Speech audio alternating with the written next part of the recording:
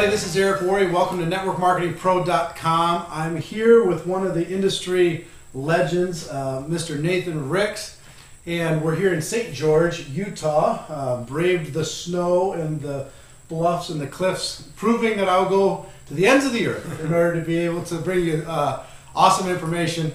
And this gentleman has been one of the true rock stars in our profession. He's earned over $40 million in commissions as a distributor. And first of all, thank you for taking the time. You're welcome. I appreciate it very much. Here's a question for you. There's so many, I think the DSA says there's 67 million people involved in the direct selling in companies around the world. You made $40 million in commissions in the 20-some years that you've, a little bit more than 20 years that you've been involved with the profession. What makes you so special? I mean, everybody out there wants to have the results. They want to have the private jet. They want to live in an amazing house. They want to be able to kind of have the lifestyle stuff too. What makes you different than the other people in the profession that don't have the results that you have?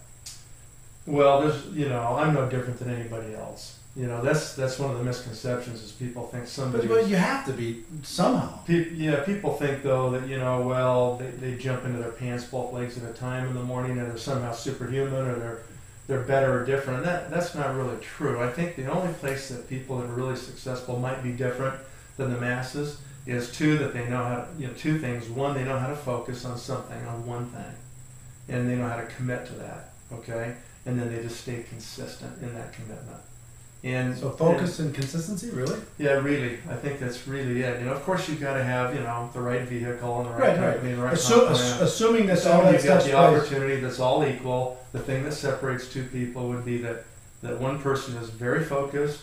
They know how to focus, and that's really hard for entrepreneurial people to do, or people that even have ADD, right? Which I think a lot of people in my group have, right, and that's okay. I mean, the people that didn't fit the regular corporate environment, they couldn't put up with all the baloney and the memos and the politics. They were looking for a better way to utilize their energy and their skills and their talent, and that's great. And I think a lot of that kind of personality gravitates towards what we do because it suits them so well. They're so good at it, fits their personality. But the fact is, they have a hard time putting the blinders on. And when you make a decision, the biggest thing that's really critical is you got to put the blinders on. It's like a horse that has blinders on so he's not distracted and looking all over the place. You want to just get focused on that one objective and then be absolutely consistent every day. And that's the biggest thing people can't do. People say, well, I'm committed.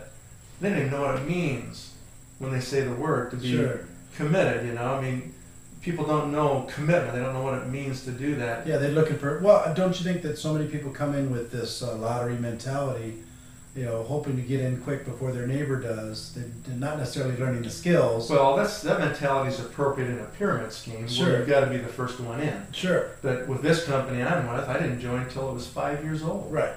I wouldn't even look at one unless it's 5 years old because they don't even know. They don't know if they can even pay the plan they promised. Exactly. Right? So for me, I think once you've decided, it doesn't really matter how old the company is or any of that stuff. That's really immaterial. What matters truly is, can you really focus and can you really be committed? Let me ask you what you mean by that, because focus and consistency, I would agree with that. With the same thing with me. I've had the ability to do that, and I know many of the other top leaders that I've talked to have the same ability.